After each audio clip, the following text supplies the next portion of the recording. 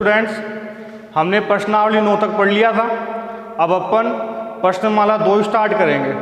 हमारी प्रश्नमाला 2 है वास्तविक संख्याएं।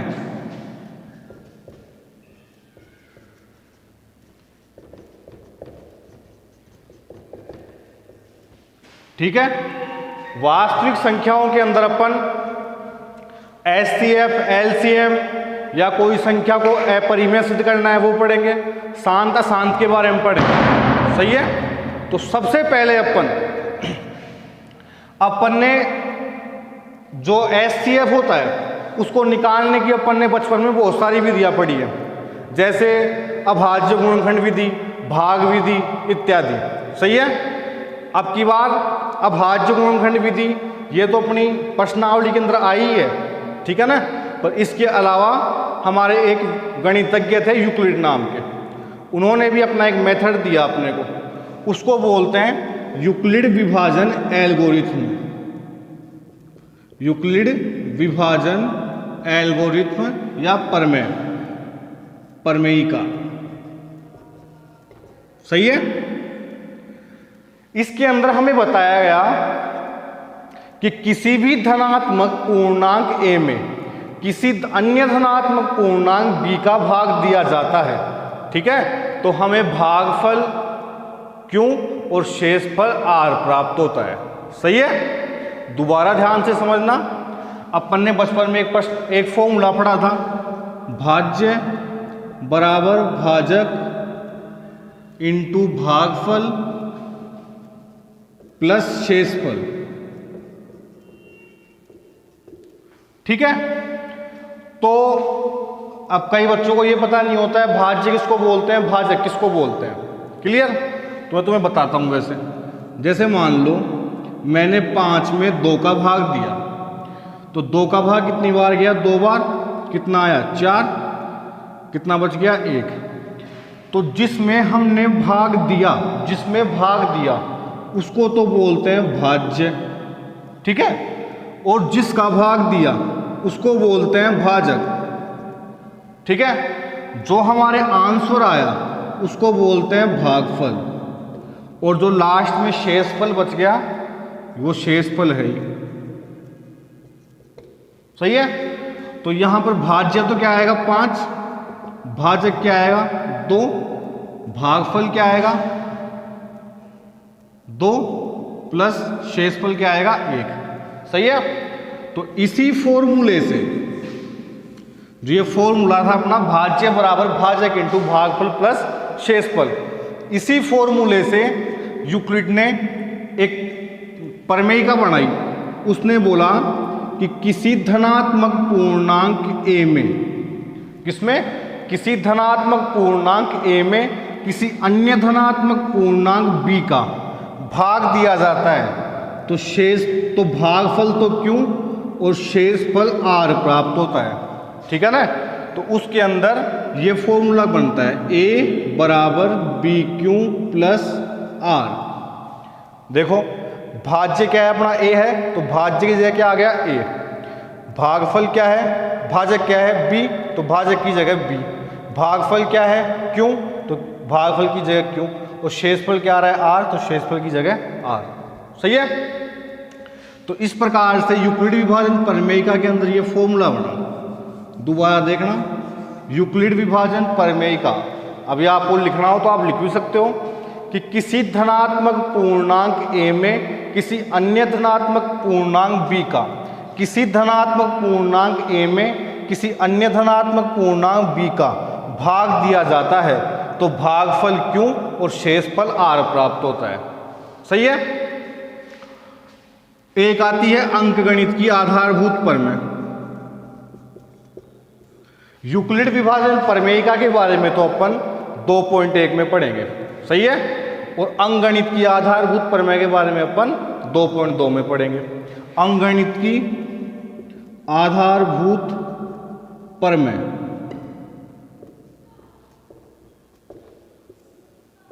देखना ध्यान से। अंकगणित की आधारभूत प्रमेय किसे कहते हैं? अंकगणित की आधारभूत प्रमेय के अनुसार किसी भी भाज्य संख्या को अभाज्य संख्या के गुणनफल के रूप में व्यक्त किया जा सकता है।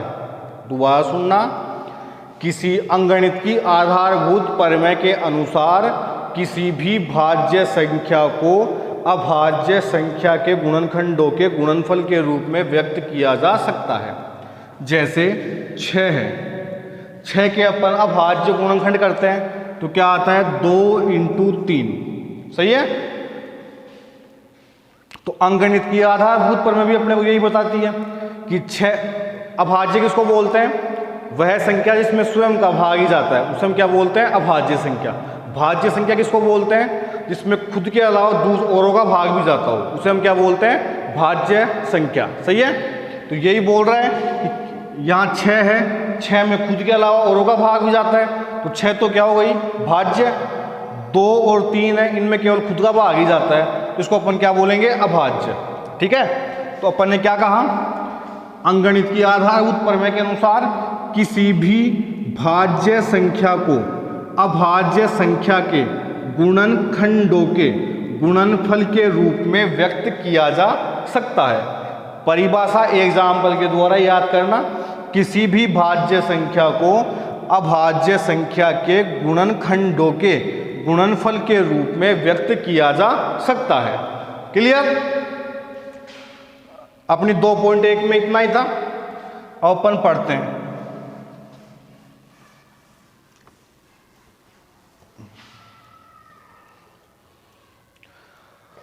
अब मैं तुम्हें जब 2.1 स्टार्ट करेंगे अपन, तो अपन पहले प्रश्न से स्टार्ट नहीं करेंगे, ठीक है ना। पहले 4th प्रश्न पढ़ेंगे, फिर 5th, फिर 1st, 2nd, 3rd पढ़ेंगे, सही है ना। इजी से डिफिकल्ट की ओर, ठीक है। ध्यान से समझना। अभी यूक्लिड विभाजन एल्गोरिथ्म पढ़ाया। अपनी बुक के अंदर 2 प्रकार से एचसीएफ निकालना है, एक तो यूक्लिड विभाजन एल्गोरिथ्म द्वारा और एक अभाज्य गुणनखंड विधि द्वारा। तो एग्जाम के अंदर प्रश्न में लिखा हुआ आता है कई बार कि यूक्लिड विभाजन एल्गोरिथ्म द्वारा एचसीएफ निकालो, तो बच्चे क्या करते हैं, उसको अभाज्य गुणनखंड विधि के द्वारा करके आ जाते हैं कई बार, ठीक है ना। कोई भी कंफ्यूजन होता है, कुछ भी होता है, तो याद रखना यूक्लिड विभाजन एल्गोरिथ्म लिखा हुआ आ जाए तो a = bq + r वाले मेथड से करके आना है, और अभाज्य गुणनखंड विधि से लिखा हुआ आ जाए वो अपन 2.2 में पढ़ेंगे, सही है। तो अब अपन 4था प्रश्न पढ़ते हैं। पहले मैं तुम्हें 2.1 का 4th प्रश्न पढ़ा रहा हूं पहले, ठीक है। 4th प्रश्न में हमें बोला कि निम्नलिखित संख्या युग्मों का यूक्लिड विभाजन विधि द्वारा महत्तम समापवर्तक एचसीएफ ज्ञात कीजिए, सही है। पहला प्रश्न दिया 210 और 55, सही है। तुम्हें एचसीएफ निकालना है, तो एचसीएफ यूक्लिड विभाजन एल्गोरिथम से निकालना है। तो ध्यान से समझना। सबसे पहले तुम इसमें देखोगे कि बड़ी संख्या कौन सी आ रही है। तुमने देखा कि 210 बड़ी है किससे, 55 से, सही है। फिर अपन यहां फॉर्मूला उतारेंगे, a = bq + r, clear. a की जगह कौन सी आएगी, बड़ी संख्या 210 = b की जगह 55, सही है। यहां कोई चिन्ह नहीं आ रहा, मतलब गुणा का चिन्ह, सही है। अब 55 का इसमें भाग देना है, 55 का भाग देंगे, 55 दूना 110, 55 तिया 165, 3 बार गया, सही है। 3 बार जाने पे कितना आया, 165। शेषफल कितना बचा है, 45। समझ में आ रहा है, बिल्कुल सरल सा है। एचसीएफ निकालने का तरीका है, दोनों में बड़ी कौन सी आ रही है पहले उसको लिखा, फिर फॉर्मूला उतारा a = bq + r।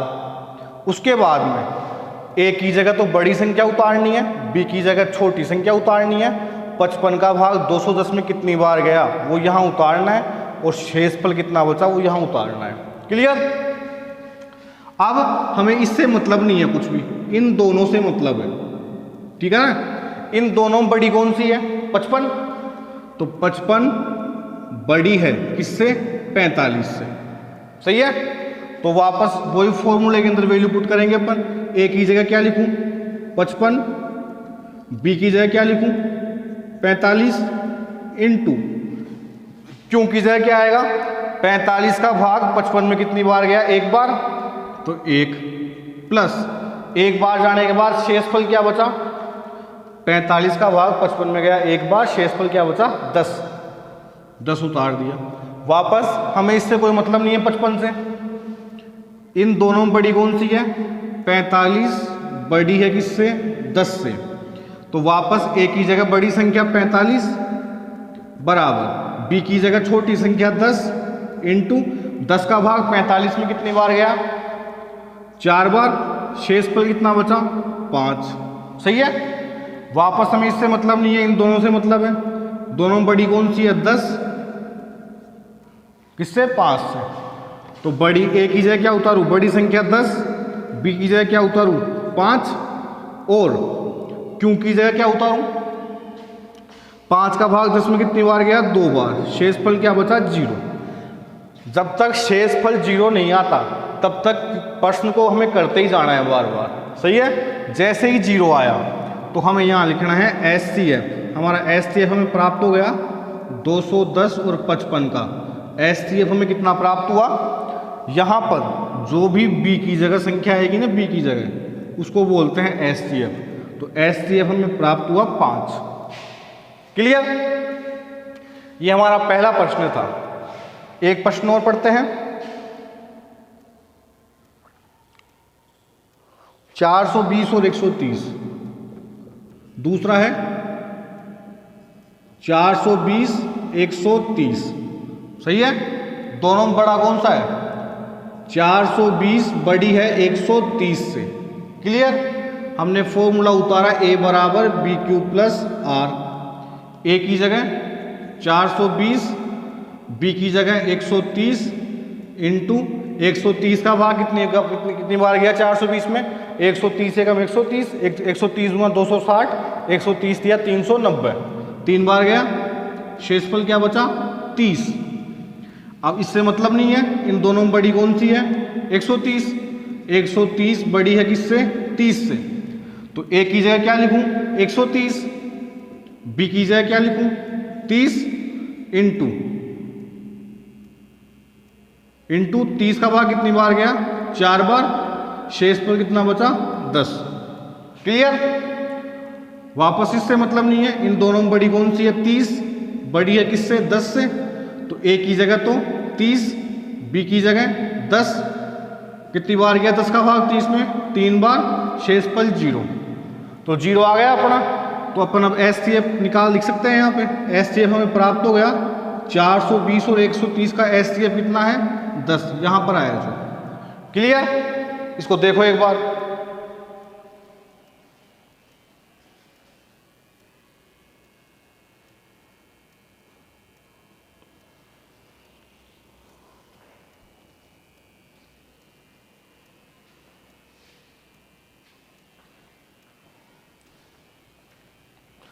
सही है।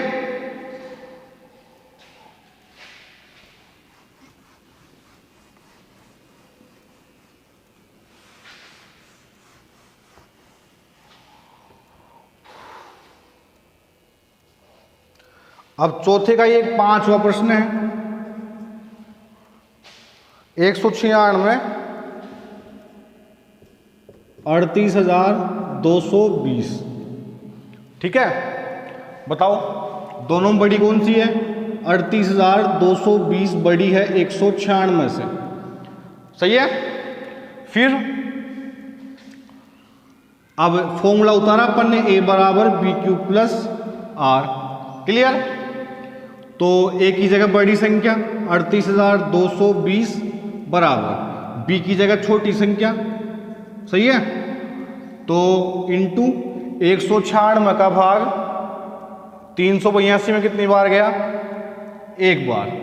सही है। शेषफल कितना बचा 196 186 बचा। सही है। आगे 2 लग गया, 186 और 2 है ना।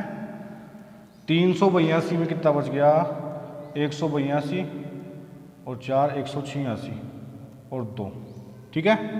इसमें कितनी बार गया 186 और 2 में गया 196 इंटू 9, 9 छिका 54 का 4 80 की 5 86 का 6, ठीक है, 9 बार गया और फिर 5 बार। तो 196 का भाग 38,220 में पूरा चला गया कितनी बार? 195 बार। और शेषफल कितना बचा? 0। तो ये सवाल तो यहां पर ही पूरा हो गया, ठीक है। तो एचसीएफ कितना आया? 196 और 38,220 का कितना आया? यहां पर आ रहा है जो 196। सही है, उम्मीद करता हूं आपको समझ में आ गया होगा, ठीक है। नहीं आए तो कमेंट में बता देना मेरे को, ठीक है ना। अब ये हमारा 4th क्वेश्चन तुम्हें 3 में बता चुका हूं और 3 और बचे हैं, वो तुम्हें खुद करने हैं, ठीक है ना। नहीं आए तो मेरे को पूछ लेना। अब पढ़ते हैं अपन 5वां प्रश्न।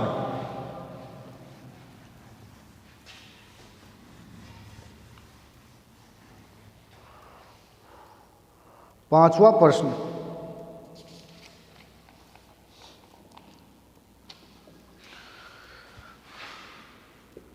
यदि संख्या 408 व 1032 का महत्तम मतलब एचसीएफ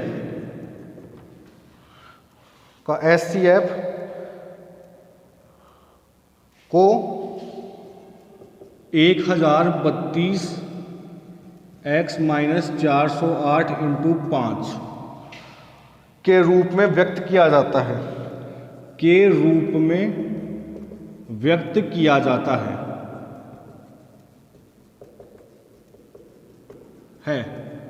तो x का मान ज्ञात करो।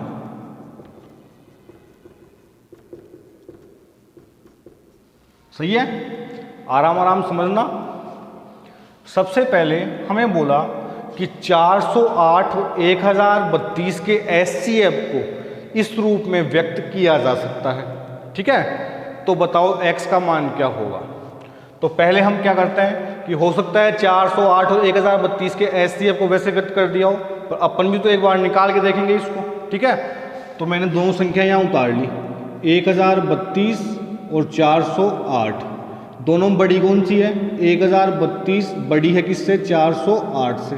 सही है। फिर अपन ने फॉर्मूला उतारा, a बराबर B Q plus R. Clear. तो a की जगह बड़ी संख्या 1032, b की जगह छोटी संख्या 408, ठीक है, इनटू 408 का भाग कितनी बार गया? 2 बार। कितना आया? 816। सही है। शेषफल कितने बच गए? 216। सही है। अब इन दोनों, इससे मतलब नहीं है, इन दोनों बड़ी कौन सी है? 408 बड़ी है 216 से। सही है। तो ए की जगह क्या लिखूं? 408, बी की जगह 216। 216 का भाग कितनी बार गया 408 में? 1 बार। शेषफल कितना बचा?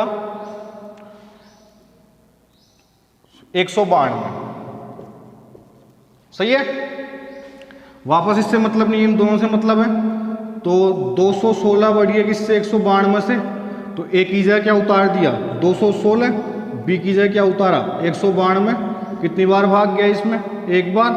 शेषफल क्या बचा? 24। सही है।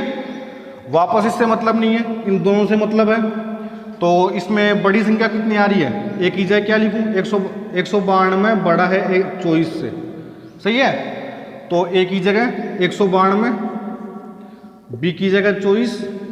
24 घंटा कितना होता है? 192।